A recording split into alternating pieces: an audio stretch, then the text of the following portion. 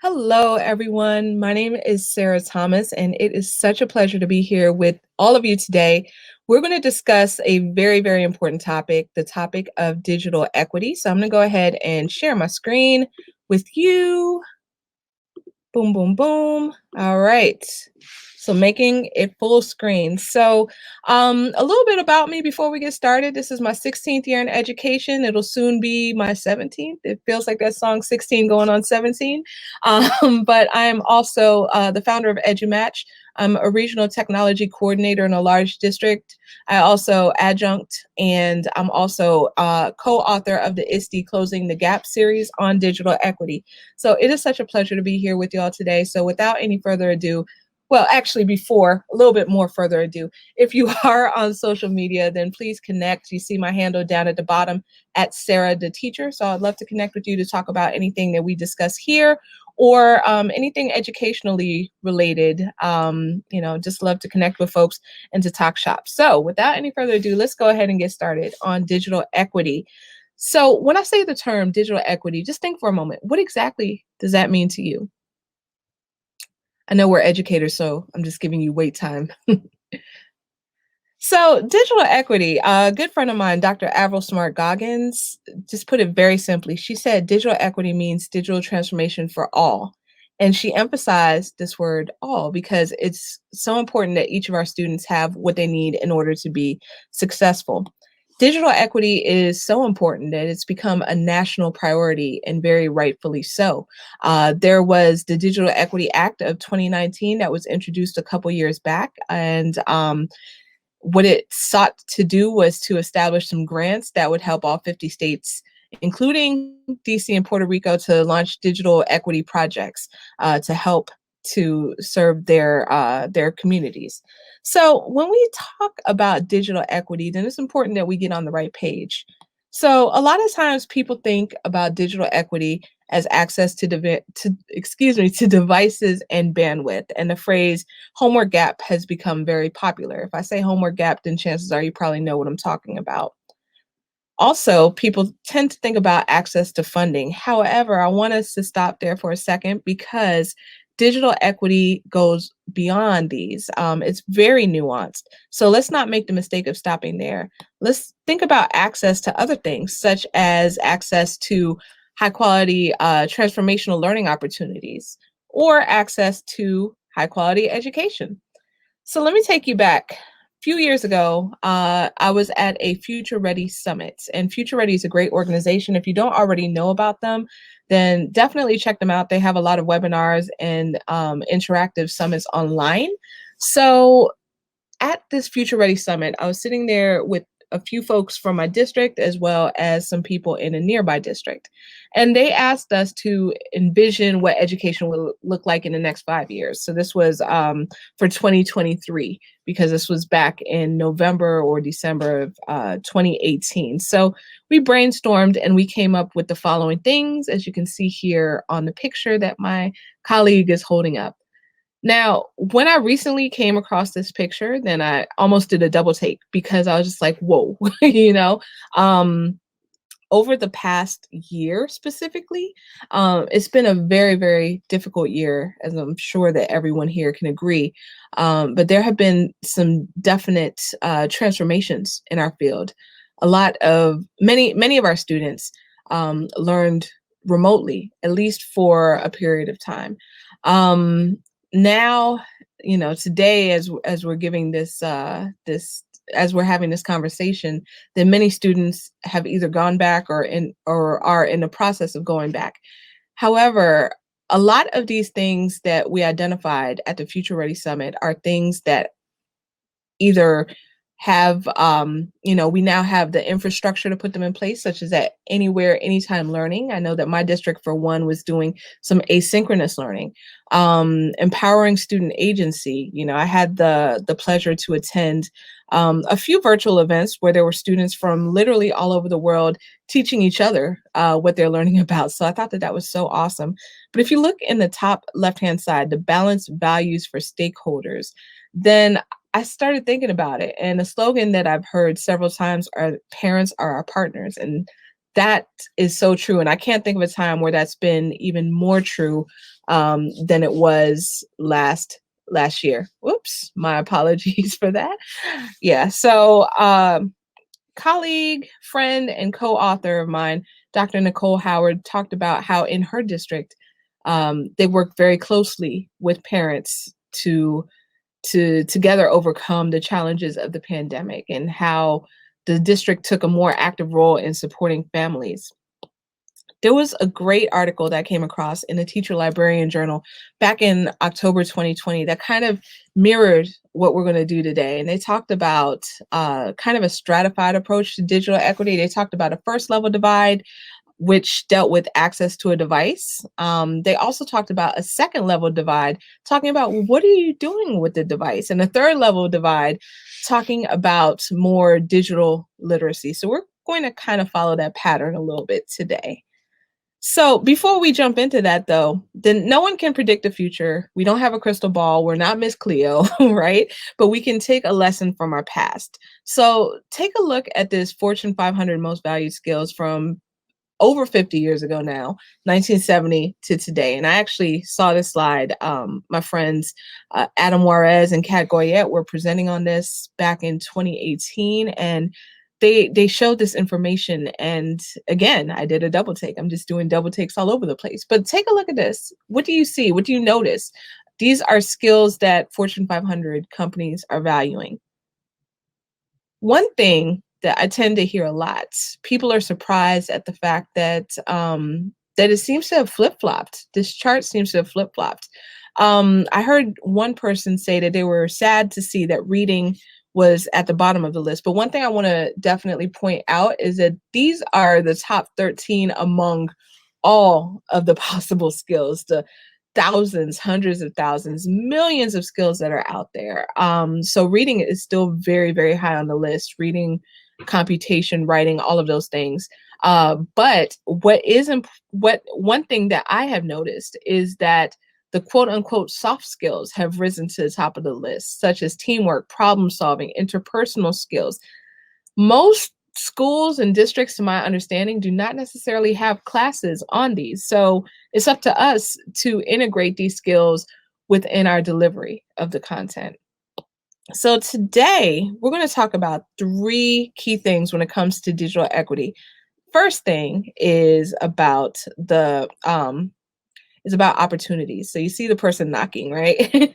Second thing is access to high quality teaching. But we're going to start off talking about the elephant in the room, the devices and the bandwidth, because that is absolutely something that we need to notice.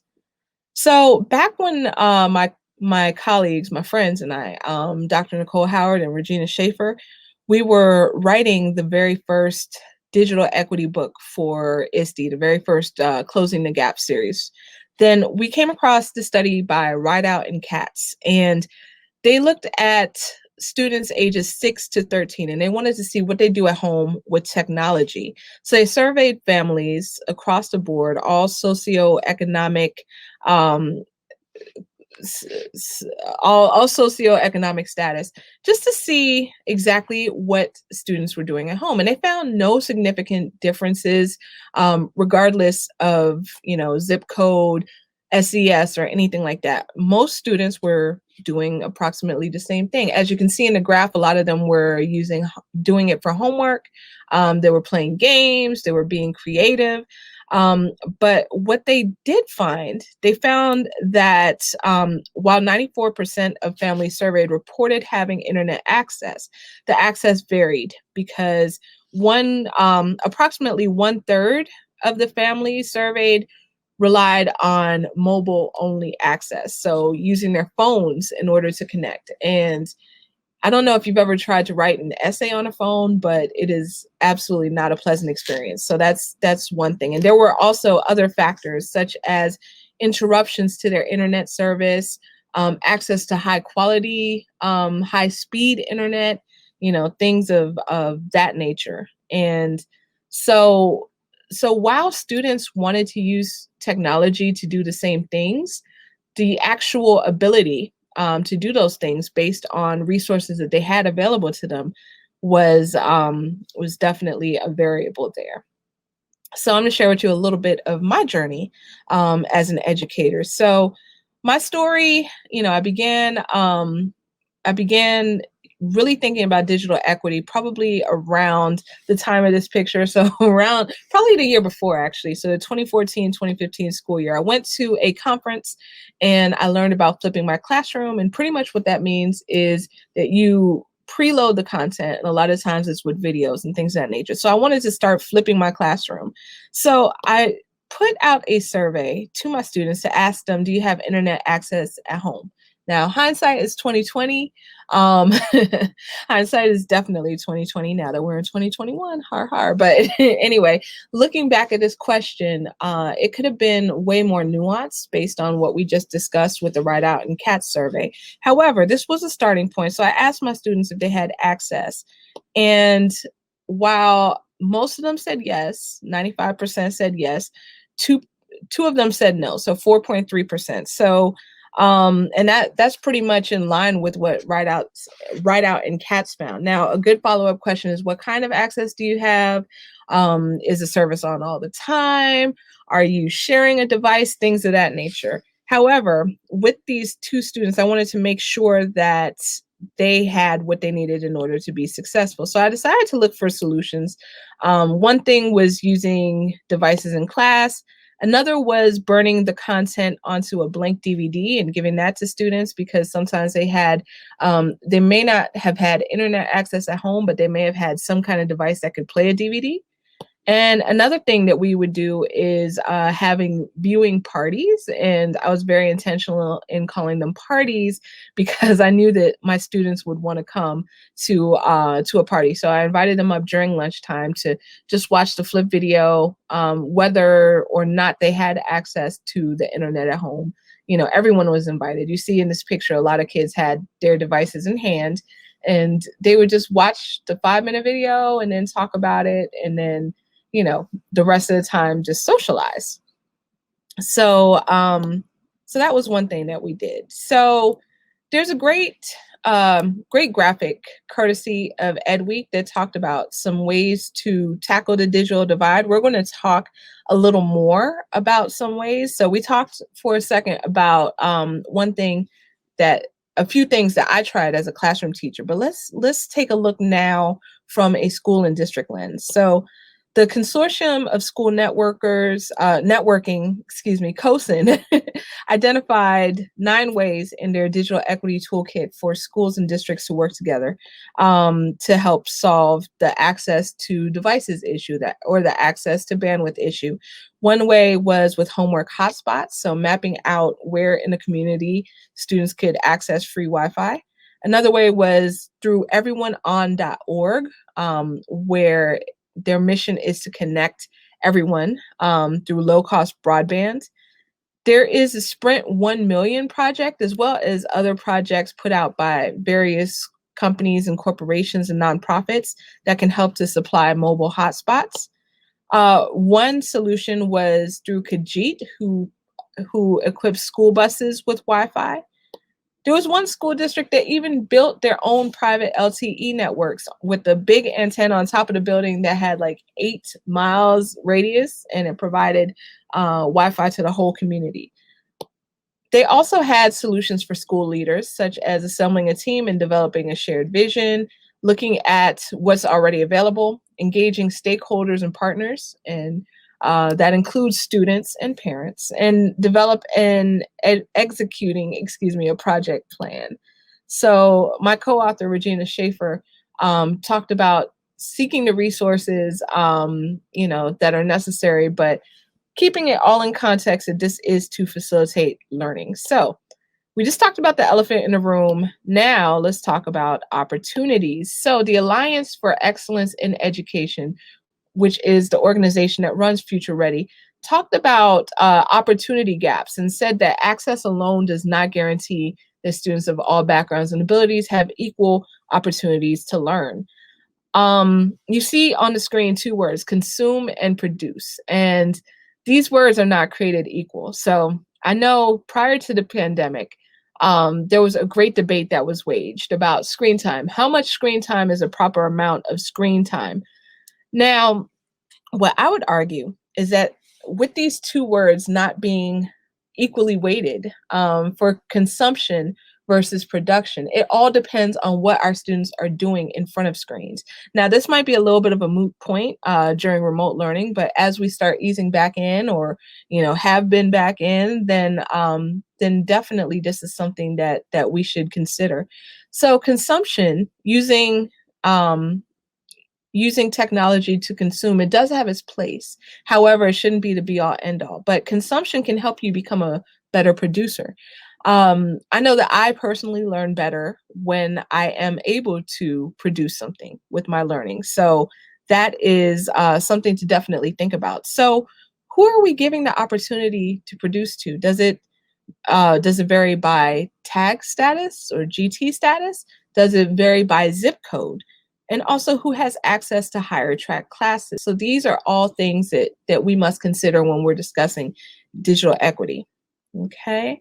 So here, EdTech Magazine quoted me, so I'll quote myself if that's all right. But um, now that our students are used to learning online, then this opens up the floodgates to possibilities of what students are able to do. I kind of made mention of an event that I went to in October. It was the DigCit Summit, where you had students from all over the world just learning together, and they were connected through their devices, learning about digital citizenship. So I thought that was super amazing. And now that these possibilities are there, we definitely need to use these opportunities.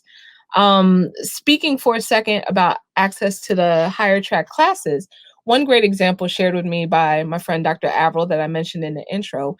Oakland Unified School District actually codes students by demographics and has a system to ensure that their advanced track classes and all of their classes are representative and inclusive of all students. So that's definitely something to keep in mind. Okay. Now, one thing that I found very interesting, this was when we were actually researching the second book about digital equity for K-12. The Organization for Economic Cooperation and Development talked about the idea of social capital. And social capital can probably best be summed up by that old cliche, it's not what you know, it's who you know. So definitely, social capital is super important in terms of the access that students have to various things, including the job market. So, as schools, as institutions, then we are in unique places or in a unique position to be able to help our students to achieve different kinds of social capital. Dr. Julia Freeland Fisher of Dr. Julia Freeland Fisher talked about ways to help students build these connections. So these bridge connections, which are connections to people outside of their immediate circles. So she listed several different ways, such as focusing on a network of care, right? Definitely meeting the needs of the whole child. We talk a lot about social emotional learning, so that's one way to definitely help students in this capacity. Also, she talked about seeing the school system in terms of slots in which students can learn and allowing for that student choice. Also, incorporating project-based learning. This here, expanding students' access through advisory. So she spoke about how schools and classrooms can help to connect students with mentors in their field. So that's a really, really cool thing that we can keep in mind, and also exploring opportunities for change in school design.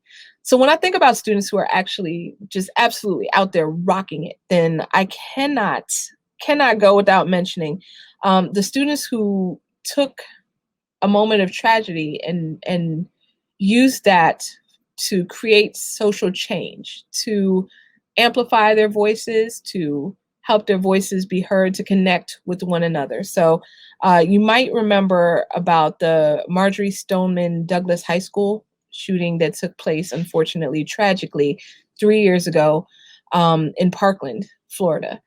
And out of that, the students took that tragedy and were able to transform it into a powerful movement where they mobilized not just other students, but also just community members, just all kinds of stakeholders.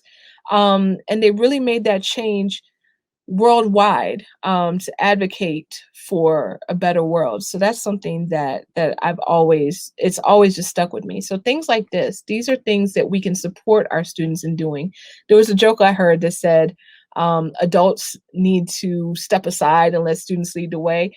And while there might be a modicum of truth to that, I would say that it's even better if we support our students, and letting them lead the way and amplify their voices, and help support them in their grand hopes and dreams, to help make the world a better place.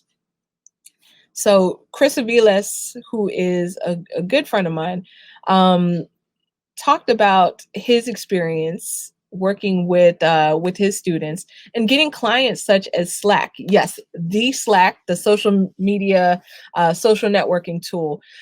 So his class actually worked with Slack as a client, and they were 3D printing things for Slack, and I thought that that was so excellent. So he says here, by sharing the great things students have done, you create the opportunity for someone to want to invest in your class. So we spoke about our opportunities. Now we are going to switch gears and we're going to look in the mirror, because digital equity also includes access to high quality teaching. So here we have a quote from the US Department of Education from back in 2016 that mentions the digital use divide. And this kind of ties back to the article that we were talking about before, from the Teacher Librarian Journal, where they talked about the 3 tiers of digital equity. So this is the third one, where we talk about information literacy and about what students are able to do with devices. So you may have heard of various frameworks such as SAMR, such as TPAC, things such as that. But my absolute favorite one, my colleague Kim Robertson brought it to our office, and we've been using it throughout the district. It's something called PICRAT, and it was created by Dr. Royce Kimmons. And what it does is that it looks at what students are doing regarding technology use, as well as what the teacher's doing. So there's like this matrix. And the goal is that teachers and students are able to meet that upper right-hand quadrant, about using technology to create and to transform learning. And obviously, not every lesson will be a creative transformational lesson, but having the capacity in order to do that. So one way that we can achieve this is through teacher preparation programs. So I know that I went through alternative certification. I want to say maybe one class when it came to integrating technology. Even for my colleagues who were traditionally certified, then it was maybe 1 or 2 classes. Think about your own journey. How many courses did you have when it came to integrating technology, as you were preparing to enter the field?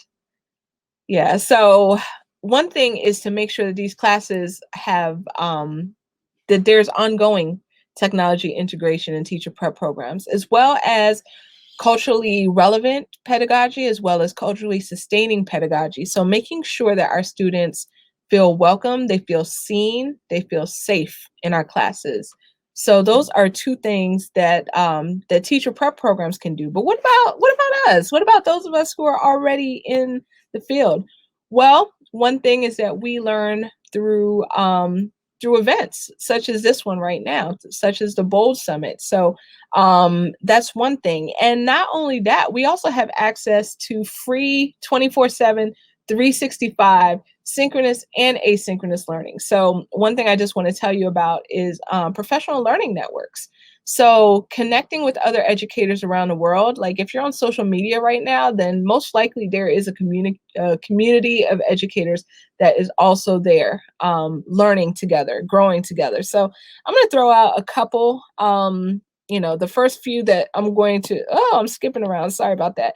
The first one I'm going to tell you about is Clear the Air. I absolutely love this community. They are on Twitter, they are on Voxer, and what they do is that they talk about equity.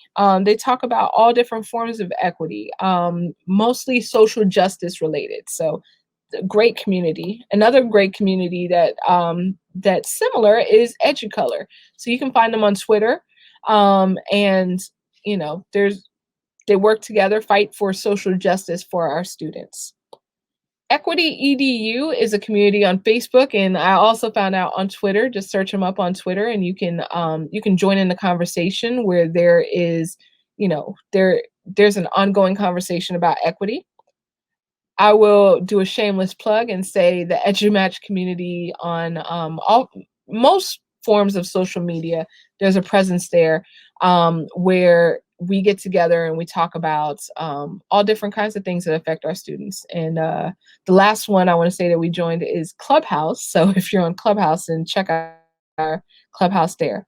Also, take advantage of things such as podcasts. Um, Great. They're like these little shows that you can listen to on your phone at any time. Um, and just get a variety of different perspectives. I like to listen to them when I'm on my way to work. Another thing is Pass the Scope EDU. This is a great community of educators that meets the third Thursday of every month and just they discuss a particular theme of the month and how their students are learning together based on that. All right, so there are so many different ways that we can bring digital equity to our students, but we can't do it in isolation. So it takes all of us to work together in order to support digital equity. I want to leave you with some wise words from Dr. Josue Falez, who says that every district leader should begin to identify ed tech disparities or inequities that exist in your districts. For every school leader, you can model the integration of technology.